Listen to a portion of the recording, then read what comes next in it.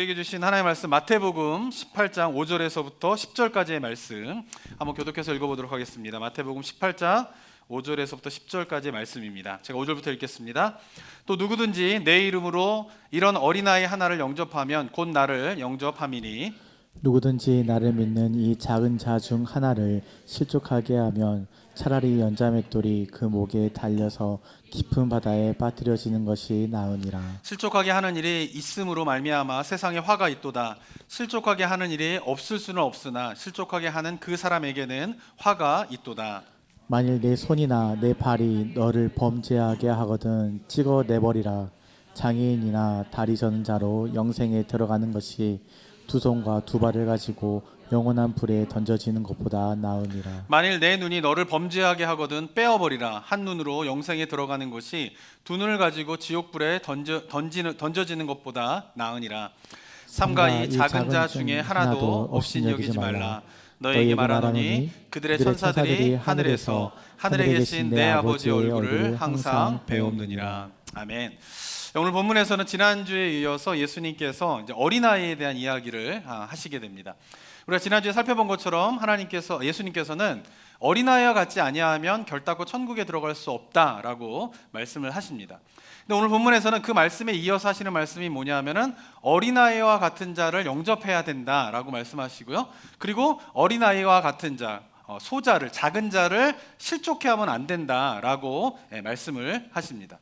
자, 예수님께서 이렇게 계속적으로 어린아이에 대한 이야기를 계속 하시는 이유가 무엇 때문일까요? 그것은 바로 이것이 교회 공동체와 관련된 말씀이기 때문에 그런 것입니다.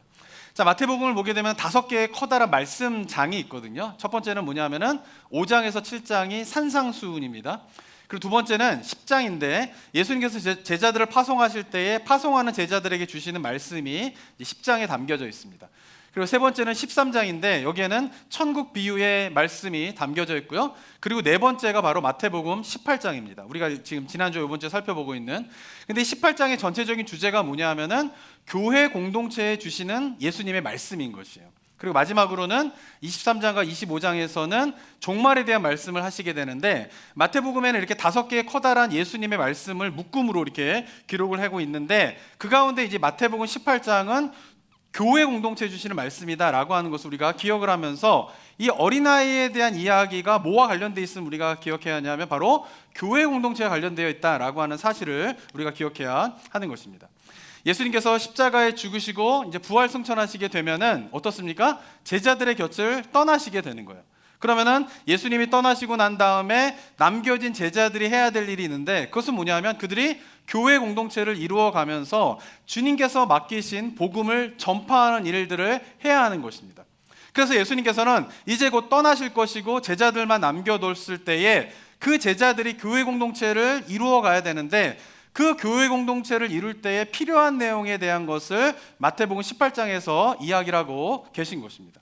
자, 그러니까 마태복음 18장의 전반부에서 지금 어린아이에 대한 이야기를 하고 계시는데 그 어린아이에 대한 이야기는 단순히 어린아이에 대한 이야기에서 그치는 것이 아니라 어린아이의 예를 들어서 어떻게 해요? 교회 공동체가 어떻게 세워져야 되는가, 교회 공동체가 언제나 온전해질 수 있는가에 대한 것을 예수님께서 말씀하시고 있는 것입니다. 자, 그렇다면 예수님께서 떠나시고 이 땅에 남겨진 제자들이 온전한 공동체를 세우기 위하여서 예수님께서 명령하신 첫 번째 명령이 뭡니까? 그것은 너희들은 어린아이와 같이 어떻게 해야 된다고요? 낮아져야 된다라고 말씀하신 것입니다. 사랑하는 성도 여러분, 건강한 교회가 어떤 교회가 건강한 교회일까요? 우리가 건강한 교회가 되기 위해서는 무엇이 필요할까요? 그리고 교회 공동체를 통하여서 하나님의 나라 천국이 경험되어지기 위해서 어떤 공동체가 바로 천국을 경험하는 공동체가 될 수 있을까요? 이 모든 질문에 대한 답은 그 교회에 속한 그리스도인들이 어떻게 해야 됩니까? 어린아이와 같이 낮아지는 삶을 살아가게 될 때에 그 공동체가 어떻게 되는 거예요? 건강한 공동체가 될 수 있는 것이에요.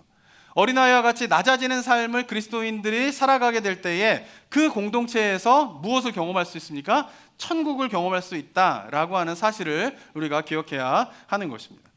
천국에서 누가 큰 자인가? 라는 제자들의 질문에 대해서 예수님께서 어린아이와 같지 아니하면 천국에 결단코 들어갈 수 없다라고 말씀하신 것은 그냥 단순히 천국에 들어가는 조건을 말씀하신 것뿐만 아니라 마태복음 18장 전체의 흐름 속에서 생각해 본다라고 하면 어린아이와 같아지는 것이 바로 어떻게 해요? 예수님께서 말씀하시는 건강한 교회 공동체를 이루는데 핵심이 되는 예수님의 가르침인 것을 우리가 기억해야 하는 것입니다. 사랑하는 성도 여러분, 요즘에 사람들이 많은 이야기를 하는 게 있습니다. 좀 좋은 교회 가고 싶다. 건강한 교회 가고 싶다. 좀 좋은 교회에서 좀 신앙생활하고 싶다라고 하는 이야기들을 많이 합니다. 아마도 우리 성도님들도 좀 우리 교회가 건강한 교회가 좀 되었으면 좋겠다. 신앙생활하는 가운데에서 하나님 앞에서 정말 올바르게 믿음의 공동체로 세워졌으면 좋겠다라고 하는 소원함이 있을 것입니다. 자, 좋은 공동체, 건강한 공동체를 이루고 찾기 위해서 해야 될 일이 무엇일까요? 우리 각자가 뭐 해야 됩니까? 어린아이 같이 낮아지는 삶을 살아가야 돼요. 어린아이 같이 내가 낮아지는 삶을 살아가지 않는 가운데에서 교회가 건강해지겠다? 말이 되지 않는 거예요. 어쩌면 이 시대에 좋은 교회, 좋은 건강한 공동체를 사람들이 많이 찾지만 좋은 교회, 건강한 공동체가 없다라고 저마다 이야기하는 이유는 그리스도인들이 자기가 어린아이 같이 낮아지는 삶에 대한 것에 대해서 초점을 맞추지 않는 가운데에서 교회 공동체를 자꾸 생각하기 때문에 낮아지는 자들이 없기 때문에 교회의 건강함을 잃어버리고 있는 시대를 우리가 살아가고 있지 않은 것인지를 돌아보는 저와 여러분이 되었으면 좋겠습니다. 사랑하는 성도 여러분, 바라기는 저와 여러분들이 어린아이와 같지 아니하면 결단코 천국에 들어갈 수 없다라고 하는 이 예수님의 가르침을 정말 무거운 영적인 무게감을 가지고 우리가 늘 기억하면서 그리스도 안에서 우리가 낮아짐으로 예수님과 같이 삶을 살아가게 되므로 저는 바라기는 우리 나성북부교회가 온전한 공동체, 주님께서 쓰시기에 합당한 믿음의 공동체로 계속적으로 성장해 가기를 주님의 이름으로 축원합니다. 자, 오늘 본문 속에서는 이제 건강한 공동체를 이루기 위하여서 두 번째 예수님의 가르침이 나옵니다. 그것은 뭐냐면 어린아이와 같은 자를 어떻게 해요? 영접해야 된다라고 말씀하고 계신 것입니다. 자, 5절을 한번 볼까요? 5절에 보면 또 누구든지 내 이름으로 이런 어린아이 하나를 영접하면 곧 나를 영접하는 것이다 라고 예수님께서 말씀하십니다. 교회 공동체가 어린아이와 같은 자를 영접해야 되는 이유가 뭡니까? 그 어린아이와 같은 자를 영접하는 것이 곧 누구를 영접하는 거예요? 예수님을 영접하는 것이기 때문에 그런 것입니다. 자, 그리고 이어서 6절에서 어떻게 말씀하십니까? 6절 한번 또 읽어볼까요? 시작. 누구든지 나를 믿는 이 작은 자 중 하나를 실족하게 하면 차라리 연자 맷돌이 그 목에 달려서 깊은 바다에 빠뜨려지는 것이 나으니라. 네, 어린아이와 같은 자를 영접할 뿐만 아니라 그런 작은 자, 어린아이를 실족하게 하면 안 된다라고 엄중히 경고하고 계십니다. 자, 이유가 무엇 때문일까요? 어린아이 같은 자를 영접하는 것을 예수님을 영접하는 것과 똑같은 것이다 라고 말씀하신다면 그런 어린아이, 작은 자가 실족하게 되는 것은 누가 실족하게 되는 것과 똑같은 거예요? 예수님이 실족하게 되는 것과 똑같은 것이기 때문에 어린아이와 같은 자, 작은 자가 실족하는 것은 엄청나게 큰 죄이다 라고 하는 것을 예수님께서 말씀하고 계시는 것이에요. 어린아이 같은 자가 실족하게 되는 것이 얼마나 큰 죄인가에 대해서 6절에서 어떻게 이야기하고 있습니까? 차라리 연자 맷돌은 뭐냐면은 우리나라는 주로 이렇게 손맷돌로 이렇게 콩을 갈지만 이스라엘 같은 데는 연자 맷돌은 뭐냐면은 커다랗게 망아지가 이렇게 말이 돌리는 거예요. 소나 말이 돌리는 굉장히 커다란 거예요. 그 연자 맷돌을 그 목에 달려서 깊은 바다에 빠뜨리는 것이 소자를 실족하게 하는 것보다 낫다 이렇게 말씀하고 계시는 것이에요. 자, 그런데 6절의 후반부는 두 가지의 의미로 보면 해석을 하게 되는 것 같아요. 자, 첫 번째는 뭐냐면은 제가 만약에 어린아이 같은 자를 실족하게 만들었어요. 그러면 6절 후반부의 말씀은 첫 번째 해석은 뭐냐면 차라리 내 목에다 내가 연자못돌을 메고 그냥 바다에 빠져 죽는 게 더 낫다 이렇게 해석하는 게 첫 번째입니다. 두 번째는 뭐냐면은 제가 만약에 누군가 어린아이를 실족하게 했어요. 그러면은 그 실족하게 한 어린아이와 같은 소자에게 연자맷돌을 매서 바다에 빠뜨리우는 게 낫다라고 하는 게 두 번째 해석입니다. 자, 첫 번째 해석과 두 번째 해석 뭐가 맞을까요? 뭘로 알고 계세요? 첫 번째로 알고 계신 분들이 많이 있죠. 어린아이를 실족하게 하면 차라리 네 목에다가 연자맷돌을 메고 바다에 빠져 죽어 예수님께서 이렇게 말씀하신 거라고 생각하는 경우가 있는데 그게 아니에요. 여기서 말씀하시는 거는 뭐냐면은 연자맷돌을 실족하게 하는 소자의 목에다가 메어서 그 사람을 바다에 빠뜨리우는 것이 그 사람을 실족하게 하는 것보다 더 낫다라고 이야기를 하고 계신 것이에요. 굉장히 끔찍한 말씀을 하고 계시는 거죠. 이유가 무엇 때문일까요? 만약에 생각해 보세요. 여러분들이 만약 누군가의 목에다가, 그것도 어린아이와 같은 자에게 연자맷돌을 매가지고 바다에 그냥 내가 밀어서 빠뜨린다. 그럼 여러분들 무슨 죄를 짓는 거예요? 살인죄를 짓는 거잖아요. 그러니까 연자맷돌을 목에다가 매서 바다에 빠뜨리우면은 이 정신병자가 아니면, 요즘엔 정신병자들이 많아가지고 사람을 죽여놓고도 아무런 것을 느끼지 못하는 그런 사람들이 있지만, 그런데 사람들이 정상적인 사람이라고 하면 내가 실수로 아니면 내가 분노를 참지 못해서라도 누군가를 만약에 죽였어요. 그리고 난 다음에는 바로 드는 생각이 뭐예요? 아, 이제 큰일 났구나. 내가 사람을 죽였으니까 이제 나는 어떻게 해요? 붙잡히면은 어떤 형벌을 받을 거라고 하는 두려움이 생겨요? 사형에 당하겠구나 라는 마음이 생기거나, 아니면 누구를 죽였다라고 하면은 이제 하늘의 천벌을 받겠구나, 내가 정말 이제 큰일 났구나 라고 하는 살인죄에 대한 어떻게 해요? 무거운 죄책감을 갖게 되는 것이 뭐예요? 누군가의 목에다가 연자맷돌을 매서 빠뜨리게 될 때 일어나는 현상이라는 거예요. 근데 살인죄를 범할 때에는 내가 심각한 죄를 졌구나 라고 하는 그런 죄책감이 깊이 찾아오게 되는데, 어린아이와 같은 자를 실족하게 했을 때에는 그런 죄책감을 갖지 않는 경우가 많다는 말이에요. 그러니까 살인죄를 범하였을 때는 죄를 졌구나 라고 하는 생각들이 누구나 있지만, 그러나 어린아이와 같은 자를 실족하게 했을 때에는 내가 그렇게 심각한 죄를 졌구나 라고 하는 생각을 잘 하지 못하기 때문에 예수님께서 어린아이의 목에다가 연자맷돌을 넣어서 바다에 빠뜨리오라, 이 예수님 입에서 나올 말입니까? 그죠? 예수님 같은 분이 할 말입니까? 그런데도 그러한 표현들, 이렇게 과격한 표현을 통하여서 예수님께서 말씀하시는 이유는 뭐냐 하면은, 어린아이와 같은 자를 실족하게 하는 것에 대해서 사람들이 어떻게 해요? 그 죄의 심각성에 대한 것들을 제대로 인식하지 못하기 때문에 살인죄와 비유하여서 그거보다 더 큰 죄가 무엇이냐 하면 바로 어린아이를 같은 자를 실족하게 하는 것이 바로 그렇게 큰 죄이다 라고 하는 것을 예수님께서 강조하고 계신 것입니다. 자, 그런데 예수님의 말씀은 6절에서 끝나지 않아요. 계속적으로 어린아이와 같은 자를 실족하게 되는 것이 얼마나 심각한 죄인가를 반복적으로 강조하시면서 또 말씀을 하시게 됩니다. 한번 7절 한번 읽어볼까요? 7절 한번 읽어보겠습니다. 시작. 실족하게 하는 일들이 있음으로 말미암아 세상에 화가 있도다. 실족하게 하는 일이 없을 수는 없으나 실족하게 하는 그 사람에게는 화가 있도다. 네, 어린아이와 같은 자를 실족하게 되면은 화가 있을 것이다 이렇게 이야기하고 있는데, 여기서 말하는 화가 있을 것이다 라고 하는 말씀은 그냥 단순히 너 벌 받을 거야 라고 하는 정도를 이야기하는 게 아니라, 여기서 말하는 화가 있을지어다 라고 말하는 것은 어떨 때 사용되어지는 단어냐면, 지옥의 형벌을 받을 거야, 네가 지옥에 떨어지는 형벌을 받을 거야 라고 하는 의미로서 어떻게 해요? 화가 있을지어다 라고 예수님께서 말씀하시는 것이다 라고 하는 것입니다. 예수님께서는 연자맷돌의 비유를 강력하게 말씀하시면서 거기서 끝나지 않고, 네가 만약에 어린아이와 같은 자를 실족하게 하게 되면은 너는 지옥의 형벌에 떨어지게 될 거야 라고 더 강력하게 말씀을 하시는 것이에요. 근데 여기서 멈추지 않으세요. 8절과 9절을 보면 또 이렇게 이야기하십니다. 8절 또 읽어볼까요? 시작. 만일 내 손이나 내 발이 너를 범죄하게 하거든 찍어내버리라. 장애인이나 다리 던 자로 영생에 들어가는 것이 두 손과 두 발을 가지고 영원한 불에 던져지는 것보다 나으니라. 네, 여기서 말하는 내 손이나 내 발이 너를 범죄하게 하거든 해서 이 범죄하게 한다라고 하는 것은 그냥 일반적인 잘못을 이야기하는 것이 아니라, 위의 구절에서 흐름상에서 어떤 범죄를 이야기하는 거예요? 어린아이와 같은 자를 실족하게 하는 범죄를 네가 네 손이나 내 발이 저지르게 되었을 때는 차라리 어떻게 하라는 거예요? 손을 찍어서 잘라버리라는 거예요. 너무 무서운 말씀하지 않으세요? 발을 어떻게 해요? 찍어서 잘라버리라는 거예요. 그 발을 가지고 지옥불에 가는 것보다 그거 없이 어떻게 해요? 영생에 이르는 것이 더 좋기 때문에 그렇다라고 하면서, 이 어린아이와 같은 자를 실족하게 하는 것이 얼마나 큰 죄인가를 강력한 비유를 통해서 예수님께서 말씀하고 계시는 것이죠. 9절에서 어떻게 이야기합니까?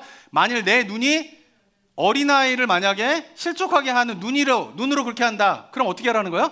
눈을 뽑아버리라는 거예요. 그래서 눈이 없이 영생에 가는 것이 눈을 달고 지옥불에 가는 것보다 훨씬 낫다라고 하면서, 어쩌면은 예수님의 말씀 가운데에서 가장 폭력적이고, 그죠? 가장 과격한 말씀을 어디에서 하고 계세요? 이 본문에서 이야기를 하고 있는 것입니다. 이유가 무엇 때문일까요? 그것은 바로 어린아이와 같은 자를 실족하게 하는 것이 그만큼 하나님 앞에서 어떻다라는 거예요? 큰 죄임을 너희들이 깨달아야 된다라고 하는 것을 예수님께서 말씀하고 계신 것입니다. 이 말씀 들으니까 어떻습니까? 내가 실족하게 한 사람에 대한 이렇게 떠오르십니까? 아니면 내가 실족 받으신 적 있으십니까? 자, 근데 이제 오해하지 말으셔야 될 것은, 여기서 말하는 실족하다라고 하는 의미가 뭔가라고 라고 하는 것을 우리가 좀 정확하게 알아야 합니다. 자, 우리나라 말로는 실족하게 하다라고 쓰여진 헬라어의 단어는 스켈달론이라고 하는 이제 스켈달론이라고 하는 헬라어입니다. 근데 이 스켈달론이라고 하는 단어는 단어적인 뜻은 걸림돌이에요, 걸림돌. 그러니까 우리나라도 이제 실족하다라고 하는 뭐래요? 발을 헛디뎌서 넘어지다. 이게 사전적인 의미가 실족하다 이런 뜻이잖아요. 발을 헛디뎌서 넘어지다. 이게 사전적인 의미고요. 같은 의미로 스켈달론이라고 하는 것도 걸림돌을 누군가 앞에다 두어서 그 걸림돌에 사람이 걸려서 넘어지게 만드는 것을 스켈달론이라고 하는 단어의 뜻인 것입니다. 넘어지게 하다 이런 뜻이고, 그러니까 사전적인 의미는. 그렇지만 성경 속에서 어린아이와 같은 자를 실족하게 한다라고 하는 의미는 뭐냐면 두 가지가 있는데, 첫 번째는 뭐냐면은 그 어린아이와 같은 자로 하여금 죄를 짓게끔 만든다면, 네가 그런 일을 하게 된다면 그것이 뭐예요? 그 어린아이 같은 자를 실족하게 만드는 것이다 라고 하는 것이에요. 두 번째는 뭐냐면은 그 어린아이와 같은 자를 하나님에게서부터 멀어지게 만든다면, 또는 하나님에 대한 믿음을 잃어버리게 만든다면 그것이 뭐예요? 너가 어린아이 같은 자를 실족하게 한 것이다 라고 예수님께서 말씀하고 계신 것이에요. 그러니까 예수님께서 말씀하신 실족하다의 의미는 조금 되게 무게감 있는 말씀을 하시는 거예요. 근데 요즘에 이제 교회에서는 실족하다라고 하는 말을 조금 너무 쉽게 쓰는 경향이 있죠. 마음에 조금 상처를 받아요. 그럼 나 실족했어 막 이렇게 얘기하는 표현을 하고 있죠. 근데 누군가가 또 마음에 상처를 좀 받아요. 아, 그러면 저 사람을 실족하게 했어 누군가가 막 이렇게 좀 표현하고 있는데, 예수님께서 말씀하신 실족하다의 표현은 이런 의미는 아니에요. 그러니까 이런 걸 좀 구별해야 돼요. 그러니까 이거는 뭐죠? 그냥 마음에 상처를 받고 이런 거는 그냥 삐진 거죠, 삐진 거. 그죠? 이 삐지는 거랑 이 마음을 이렇게 영혼을 실족하게 한다라고 하는 것은 좀 이렇게 무게감 있게 좀 차이를 두어서 우리가 잘 생각을 해봐야 돼요. 근데 요런 구분들이 우리가 이제 자칫하면 이제 쓸데없는 정죄감에서 벗어나게 하기 위해서 제가 설명을 드리는 거예요. 근데 조금만 상처를 줘도 내가 실족하게 했으니까 나는 이제 발을 잘라버리고 팔을 잘라버리고 이제 눈을 뽑아버리고 막 이제 나는 지옥의 형벌을 가고, 이렇게 생각하는 죄책감에 빠지지 않게 하기 위해서 이런 구분점을 좀 드리는 거고요. 근데 또 한 가지는 뭐냐면은 이게 또 합리화가 되면 안 돼요. 어쨌든 영혼이 실족하게 되는 것은 마음의 상처로부터 시작이 되는 거예요. 그죠? 마음의 상처가 받고 마음의 상처를 주고 하는 것으로 말미암아 영혼의 실족함이 시작되는 건데, 아니 뭐 그 정도 가지고 그래, 이거 뭐 그 정도 가지고 뭐 이러는 거야 라고 생각하면서 뭔가 마음의 상처를 입고 이러는 것에 대해서도 가벼이 여기면 안 되는 부분들도 있습니다. 그렇지만은 예수님께서 말씀하시는 실족하다의 의미는 뭔가 그냥 단순한 뭐 마음의 상처를 받고 뭐 이런 정도의 의미로서 예수님께서 그러면 안 된다라고 말씀하시는 게 아니라, 하나님으로부터 믿음을 잃어버리게 만든다든가 하나님으로부터 떠나가게 만든다든가 아니면 어린아이와 같은 자를 어떻게 해요? 범죄하게 만든다든가 라고 하는 뭔가 좀 무게감 있는 그런 행동들에 대한 것을 예수님께서 경고하고 있다라고 하는 것을 우리가 좀 구분을 해서 생각해 볼 필요가 있는 것입니다. 자, 그렇다면 그러면서 예수님께서 말씀하시는 게 뭐냐면은 실족하게 하는 일이 교회 안에서는 절대 일어나면 안 된다라고 하는 것을 예수님께서 말씀하시는 것은 아니에요. 왜냐하면 7절에 보게 되면 예수님께서 어떻게 말씀하시게 됩니까? 실족하게 하는 것이 없을 수 없으나, 그죠? 실족하게 하는 일이 없을 수는 없으나 실족하게 하는 그 사람에게는 화가 있도다라고 말씀하는 것이죠. 그 말이 무슨 말이냐면 사람들 관계에 있다 보면 실족하게 되는 일이 전혀 없을 수는 없다라는 거예요. 이것도 예수님께서 알고 우리의 죄성을 가지고 전제를 가지고 이야기하시는 거죠. 그렇지만 그런 일이 교회에서 자주 일어나면 안 된다라는 거예요. 그리고 또 뭐예요? 한 영혼을 실족하게 하는 것이 얼마나 심각한 죄인인가를 그리스도인이 각자가 깊이 깨달음으로 말미암아 그런 일들이 일어나지 않도록 각별히 주의하여서 성도 간의 교제가 일어나야 된다라고 하는 것을 예수님께서 말씀하고 계신 것입니다. 자, 그렇다면 교회에서 이렇게 성도들 간에서 실족하게 되는 일들이 일어나게 되는 주된 원인이 무엇 때문일까요? 워싱턴 주립대학의 존 카트맨이라고 하는 교수님이 35년 동안 한 3,000쌍의 결혼한 커플을 이제 연구를 했다고 합니다. 근데 그 연구를 해보니까 결혼하고 이제 이혼하게 되는 부부들이 나타나는 신호들이 있다라는 거예요. 이런 증상들이 있는 부부들이 이혼할 가능성이 높다라고 하는 것을 연구 자료로 발표했는데, 그 첫 번째가 뭐냐면 6가지를 이야기하는데, 첫 번째는 좋지 않은 첫 마디로 대화를 시작하는 커플들. 여보, 그런데 아 왜? 이렇게 시작하는 거죠. 예. 뭐 얘기하면은 먹었어. 이런 식으로 이제 첫 마디가 뭐요? 이게 좋지 않은 말로 시작하는 습관들이 있는 커플들이 이혼할 그런 사인이다라고 하는 것이에요. 그리고 상대방을 비난하거나 모욕하거나 아니면 자기를 상대방에게 변호하는 데에 급급한 커플들이 어떻게 해요? 이혼할 가능성이 높다라고 이야기를 합니다. 세 번째는 뭐냐면 자주 배우자에게 불평을 하거나 핑계를 대는 커플들이 이혼의 신호이다라고 하는 거죠. 여기 안 그러시죠? 다 그죠? 네, 많이 이러시면은 상담을 오셔야 됩니다. 상대방에게 보내는 좋지 않은 몸짓, 눈빛 하나, 뭔가 이렇게 몸짓 하나 이런 것들 속에서 어떻게 해요? 굳이 말을 하지 않더라도 뭔가 그런 거에 대한 몸의 사인으로 인해서 불편함을 자꾸 표현하는 그런 커플들. 그리고 회복을 이제 시도하지만 자주 실패하는 커플들. 그리고 이제 과거를 회상할 때 상대방에 대해서 좋은 기억만 있는 것이 아니라 주로 나쁜 기억이 떠오르는 커플들이 어떻게 해요? 이혼할 가능성이 높다라고 이야기를 하고 있습니다. 자, 사랑하는 성도 여러분, 부부간의 관계는 어떻습니까?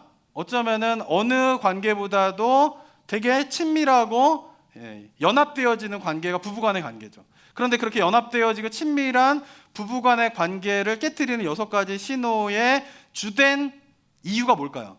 어디에 있을까요? 그것은 말에 있는 거예요. 말을 어떻게 하냐에 따라서 그 신뢰가 있고 하나가 되어져야 하는 부부관계도 깨지게 된다는 거예요. 그래서 부부관계 속에서도 말을 어떻게 하느냐에 따라 부부관계가 어떻게 달라질 수 있다라고 이 연구자료에서 이야기를 하고 있는 것이죠. 자, 그렇다면 교회 안에서도 우리가 서로 지체됨으로 그리스도 안에서 연결되어져야 되지만 이 관계를 깨트리게 되는, 그래서 한 영혼을 실족하게 만드는 주된 원인이 어디에 있을까요? 우리의 말에 있다라는 거예요. 말에 있다라는 거예요. 그것을 우리가 기억해야 하는 것입니다. 그래서 성경에 보게 되면은 이 말을 조심해라, 혀를 훈련시켜야 된다라고 하는 구절이 제가 쭉 찾아보니까 한 150개 구절이 넘어요. 굉장히 많은 구절이 어떻게 해요? 말을 조심해야 된다, 혀를 다스려야 된다라고 이야기를 하고 있는 것이에요. 그래서 말과 혀와 관련된 구절만을 쭉 뽑아내면은 레러로 몇 페이지가 나와요. 150구절이니까. 그럴 정도로 뭐예요? 그리스도인들이 신앙생활을 할 때에 성경에서 가르치고 있는 중요한 영성 훈련의 한 장르가 뭐예요? 한 영역이 뭐예요? 말을 훈련하는 것이 바로 그리스도의 신앙에서 굉장히 중요하다라고 하는 것을 이야기를 하고 있는 것입니다. 사람들이 그런 말로 인하여서 어떻게 해요? 사람들이 실족하게 된다라고 하는 것을 우리가 잘 기억해야 하는 것이죠. 근데 아마도 여기 계신 분들 가운데에서는 내가 저 사람을 말로 내가 실족하게 만들어야지, 이런 마음을 갖고 계신 분은 없을 거라고 생각합니다. 그죠? 없으시죠? 네, 저 사람을 말로 내가 넘어뜨려야지, 말로 내가 저 사람을 힘들게 해야지 라고 생각하는 사람은 이 가운데에서는 없을 거라고 생각합니다. 그죠? 교회마다 그럴 거예요. 근데 문제는 뭐냐 하면은 의도적으로 막 내가 성도들 가운데 저렇게 내가 저 사람을 뭐 넘어뜨려야지, 말로 내가 힘들게 만들어야지, 이런 의도는 없지만, 그런데 교회 안에서 일어나는 일은 뭐예요? 말로 말미암아 누가 상처를 받게 되고, 말로 말미암아 받은 상처가 해결되지 않으면서 교회를 떠나고 신앙을 떠나게 되고 하나님을 떠나게 되는 그런 일들이 자꾸 일어나는 이유가 무엇 때문이냐라고 하는 것이에요. 그것은 바로 우리가 의도하지 않았지만 우리는 모르는 가운데 갖고 있는 언어적인 습관이 있기 때문에 그런 것이에요. 근데 그 언어적인 습관이, 나는 익숙한 언어적인 습관이지만 그것이 때때로 상대방에게는 뭐예요? 상처를 주고 심하게 되면 어떻게 해요? 한 영혼을 실족하게 만들 수 있다라고 하는 것을 우리 각자가 생각해야 돼요. 그러면서 어떻게 해야 됩니까? 내가 어떠한 언어 습관을 갖고 있는지에 대해서 어떻게 해요? 살펴보는 것이 영성 훈련의 굉장히 중요한 부분이다라고 하는 것을 우리 성도님들이 기억하셔야 돼요. 아무리 기도를 많이 하고 아무리 성경을 많이 읽고 아무리 예배를 한 번도 빠지지 않고 다 예배를 드린다 할지라도 내 언어 습관에 대한 것을 돌아보고 내 말을 훈련시키지 않는다라고 하면은 그것은 하나님께서 기뻐하시는 그리스도인의 삶이 될 수 없을 수 있다라고 하는 것을 우리가 기억해야 되는 것이에요. 이유는 무엇 때문이냐면 내가 생각하지 못했던, 의도하지 않았지만 나의 언어 습관으로 말미암아 누군가가 실족하게 되고 상처받게 되는 일들이 일어날 수 있기 때문에 그렇다라고 하는 것입니다. 그래서 부부관계 속에서도 어떻게 해요? 자기의 언어 습관을 좀 돌아봐야 돼요. 만약에 배우자가 힘들어, 나의 말 때문에, 그러면은 나는 원래 이런 사람이야, 당신이 적응해. 아이들과의 대화 속에서도 나는 원래 이런 사람이야, 그래 니들이 적용해 라고 하는 걸로 가면은 그 가정이 깨지거나 아니면 어떻게 해요? 겉에서 보기에는 그럴듯하게 잘 행복한 가정으로 보여지지만 그 내부 속에서는 어떻게 돼요? 서로의 마음이 오고 가지 않는 그런 가정으로 전락할 수 있다라고 하는 것을 우리가 기억을 해야 하는 것입니다.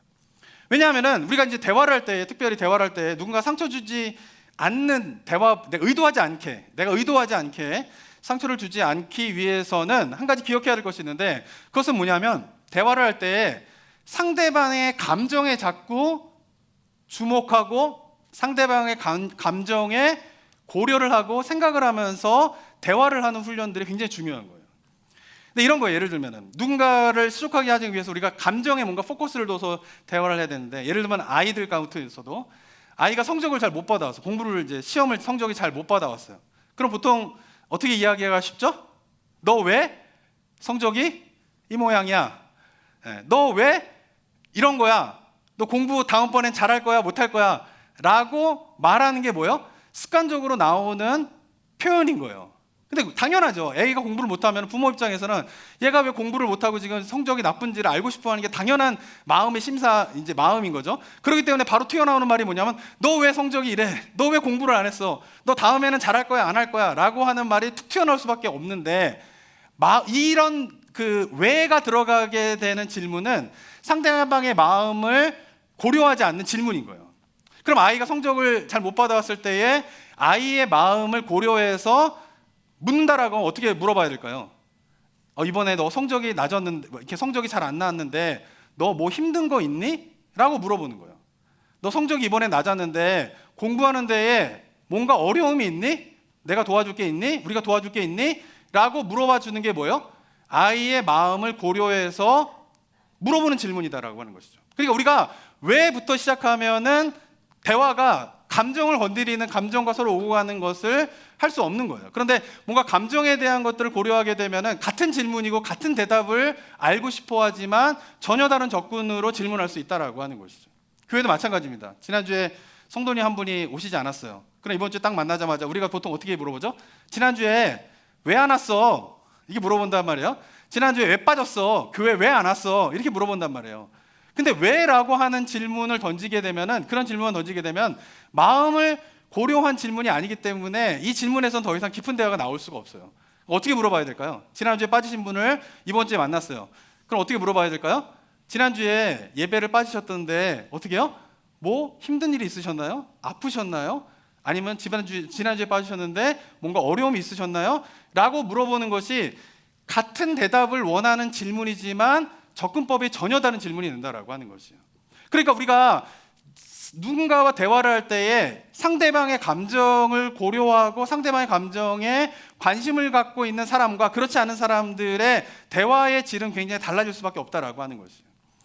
그 의사소통 전문으로 연구하는 어떤 한 20년 가까이 막 연구하시는 그런 학자가 이야기하는 걸 봤는데, 이 의사소통을 잘하는 사람들을 보면 공통적인 특징이 있다라는 거예요. 그 특징은 뭐냐면 감정을 서로 주고받는 법을 아는 사람들이 의사소통을 잘한다라는 거예요. 근데 우리가 일반적으로 의사소통을 잘하는 사람들을 어떤 사람이 의사소통을 잘하냐라고 생각하냐면 말을 잘하는 사람들이 의사소통을 잘한다고 생각을 해요. 표현을 잘한다든가 뭔가 저같이 말이 많다든가 뭐 그죠? 이런 사람들이 어떻게 해요? 저 사람들이 참 의사소통을 잘한다라고 생각하죠. 뭔가 표현이 부족하다든가 말이 어른다라든가 그러면은 이런 사람들은 의사소통을 잘 못한다라고 하는 선입견이 있는데, 실제로 의사소통을 하는 것을 연구해 보게 되면은 어떤 사람이 의사소통을 잘하냐 하면은 말을 잘하거나 표현을 잘하느냐 안 하느냐 여부가 아니라 마음에 대한 교감을 줄 수 있느냐 없느냐를 습득한 사람들이 결국 의사소통을 잘한다는 거예요. 표현을 잘 못하고 처음에는 어눌하더라도 처음에 다가갔을 때에는 뭔가 이 사람하고 의사소통하는 게 어려움이 있는 것처럼 보이지만은 그 감정의 교류를 할 줄 아는 사람들은 결국은 뭐예요? 사람들과 의사소통을 잘한다라는 거예요. 근데 표현을 잘하고 말을 잘하고 이런 사람들 처음에 보면은 말을 되게 잘한다라고 느낌을 받지만 그 사람과 계속 대화를 하다 보면은 감정의 교류를 주고받는 법을 모르는 사람들은 아무리 말을 잘한다 할지라도 그 관계가, 그 대화가 깊어지지 않게 된다라고 하는 것이 의사소통 전문가가 이야기를 하는 것입니다. 저는 여기에 100% 동의를 해요. 왜냐하면 제가 신앙생활을 평신도로 할 때도 그렇고요, 목회를 하면서도 느끼는 것을 보게 되면은 교회에서 성도님들 가운데에 우리가 이제 많이 만나게 되잖아요. 오랜 세월 만나게 되잖아요. 그럼 오랜 세월 성도들이 교제를 하게 되면서 성도들 간의 교제를 통하여서 체험과 마음의 체험과 위로를 받는 분들이 계시는가 하면, 성도님들과 오랜 세월 교제하고 대화를 하는데 성도님들과의 관계 속에서 마음의 채움과 위로를 받지 못하는 분으로 나눠지게 돼요. 근데 그 결정적인 이유가 뭐냐면은 감정에 대한 것을 주목하면서 대화하는 법을 배우신 분들은 같은 질문과 같은 내용을 이야기하더라도 그 관계가 어떻게 돼요?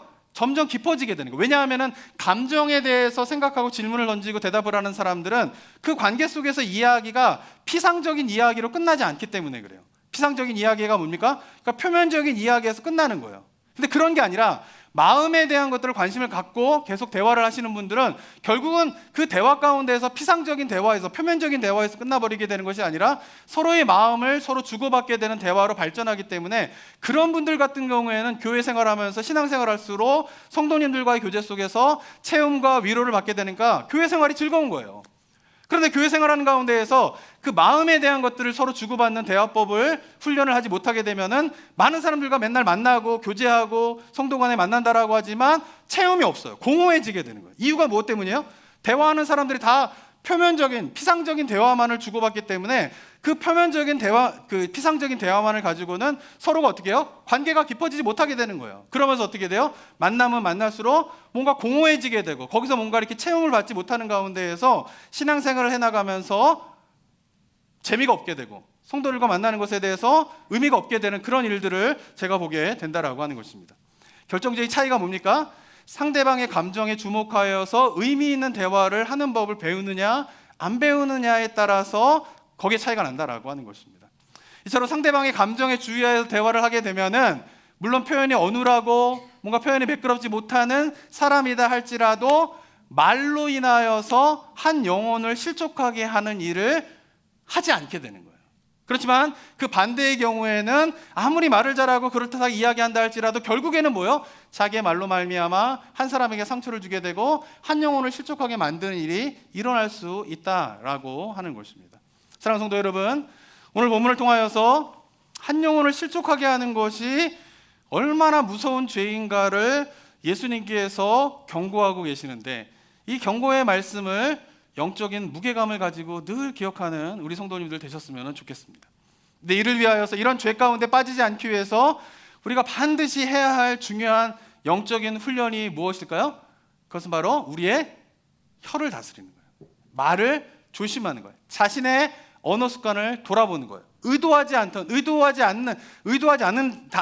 걸 알기 때문에 말씀을 드리는 거예요. 의도하지 않더라도 내가 하고 있는 말의 습관이 어떤지를 돌아봐야 돼요. 그래서 무의식 중에 내뱉는 나의 언어 습관으로 말미암아 한 영혼이 다칠 수 있고 더 나아가서는 한 영혼이 실족할 수 있다라고 하는 사실을 기억하면서 우리가 말의 훈련을, 언어의 훈련을 하는 저와 여러분이 되었으면 좋겠습니다. 자, 마지막으로 실족하게 하다에 대한 한 가지 더 묵상을 한번 하기 원하는데요.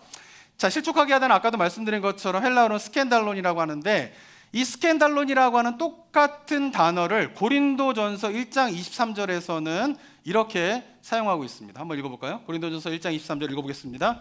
시작. 우리는 십자가에 못 박힌 그리스도를 전하니 유대인에게는 거리끼는 것이요 이방인에게는 미련한 것이로되. 네, 저기서 보면 유대인에게는 거리끼는 것이요라고 번역된 거리끼는 것의 헬라어가 뭘까요?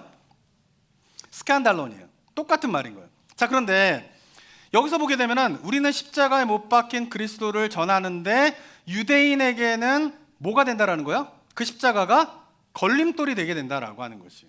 그리고 이방인에게는 미련한 것이다라고 이야기를 하고 있는 것이요. 자, 그러면 마태복음 18장에서는 이 스캔달론이라고 하는 것이 어린아이와 같은 자를 넘어뜨리면 안 돼, 실족하게 하면 안 된다라고 하는 의미로 사용되어졌지만 고린도전서 1장 23절에서는 유대인들을 실족하게 하면 안 된다라는 의미로 이 단어를 사용한 것이 아니다라고 하는 것이에요.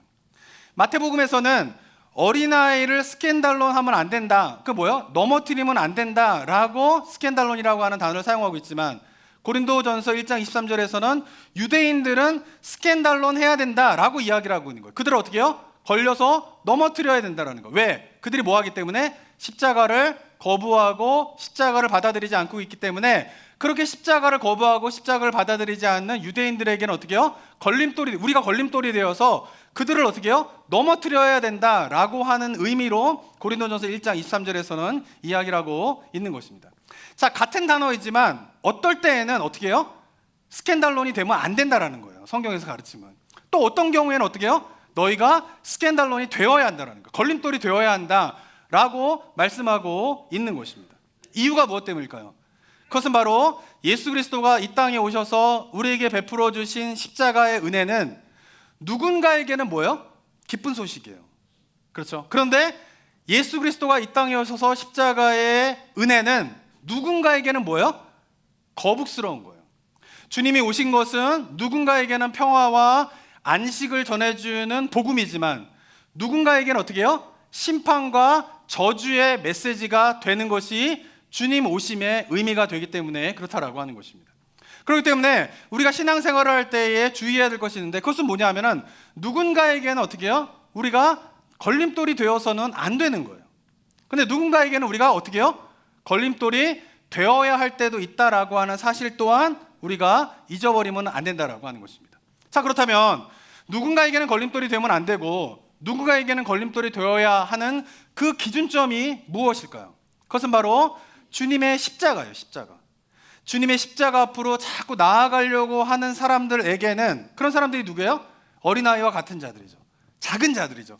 그런 자들에게는 우리가 어떻게 해요? 그들이 십자가에 가까이 나아가는 데에 우리가 걸림돌이 되면 안 돼요. 방해가 되면 안 돼요. 그들의 십자가 겉으로 나아가는데 우리가 어떻게 해요? 방해해서는 안 된다는 거예요. 그렇지만 어떤 사람에게는 그 십자가의 길을 거부하는 사람들이 있어요. 그리고 십자가의 길을 어떻게 해요? 더 유대인들 같은 경우 어떻습니까? 예수님을 더 거부할 뿐만 아니라 예수님을 죽이려고 하게 되는 일들도 유대인들이 행하게 되죠. 그런 사람들에게는 우리가 어떻게 해야 됩니까? 스캔달론이 되어서 그들을 넘어뜨려서 둘 중에 하나죠.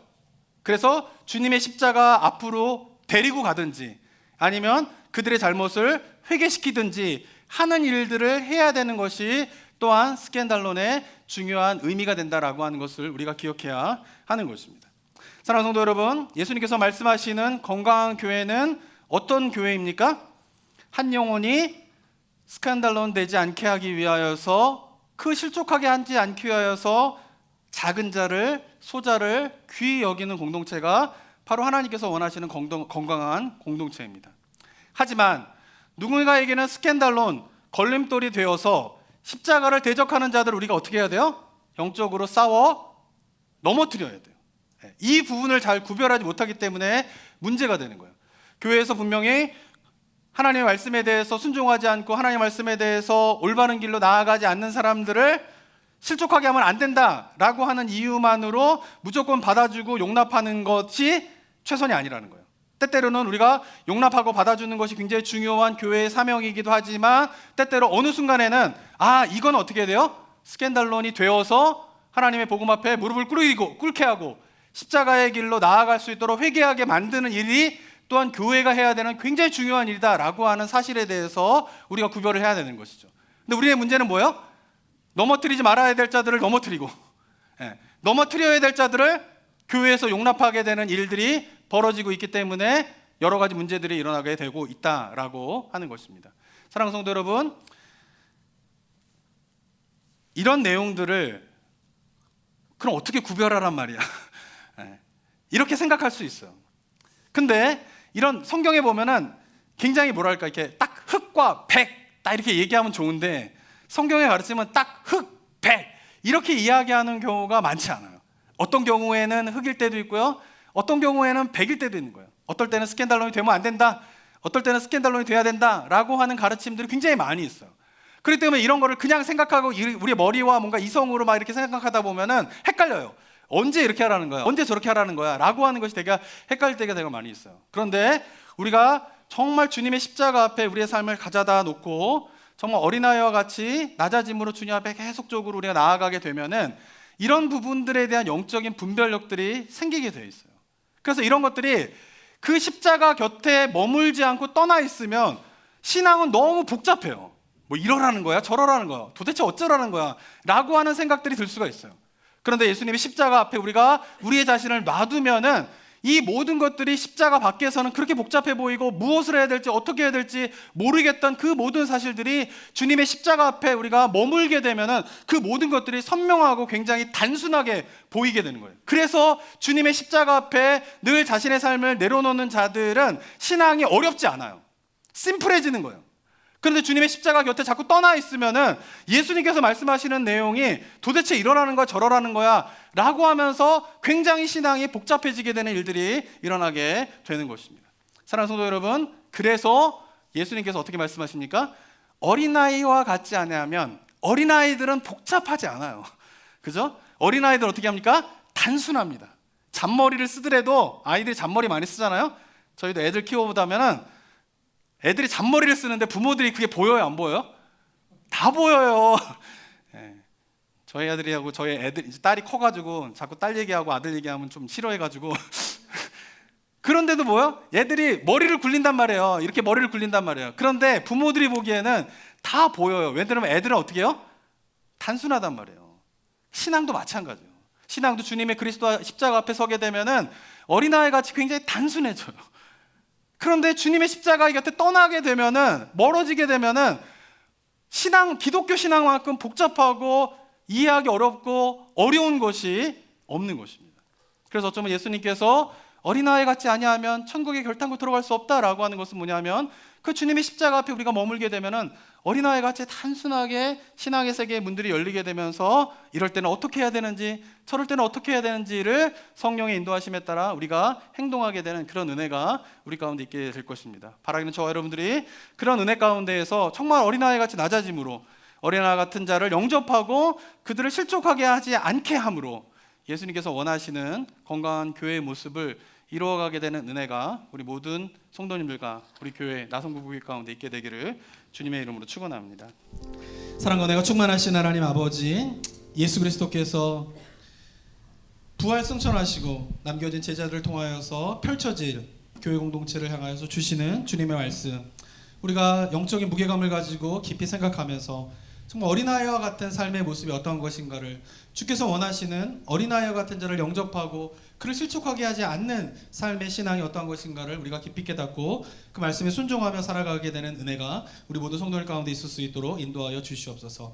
우리가 연약한 자들을, 나보다 늦게 주님을 믿은 자들을, 나보다 연약한 자들을 주님의 마음을 가지고 돌보는 삶의 모습이 우리들 가운데 살아나게 하여 주시옵고, 또 아버지 그런 가운데에서 혹여라도 나의 모습과 나의 언어와 나의 삶의 행동을 통하여서 누군가를 마음의 상처를 주고 또 실족하게 되는 그런 일들이 일어나지 않도록 나를 쳐 복종함으로 주님 앞에 영적인 훈련들을 게을리하지 않게 되는 삶의 모습 될 수 있도록 인도하여 주시옵소서. 그래서 어린아이와 같은 삶의 모습이 나의 삶 가운데에서 이루어지김과 동시에 내가 속한 공동체가 하나님 보시기에, 하나님께서 쓰시기에 합당한 건강한 공동체로 변화되어지게 되는 은혜가 우리들 삶 가운데, 이 교회 가운데 있을 수 있도록 인도하여 주시옵고, 이 이민교회 가운데, 한국교회 가운데에도 주님께서 건강한 공동체를 위하여서 주시고 계시는 주님의 말씀에 우리가 귀를 기울임으로 우리가 해야 될 일을 감당하면서 또 교회가 새로워지게 되고 교회가 정말 구원의 방주의 역할을 감당하게 되는 이 시대의 사명들을 완수하게 되는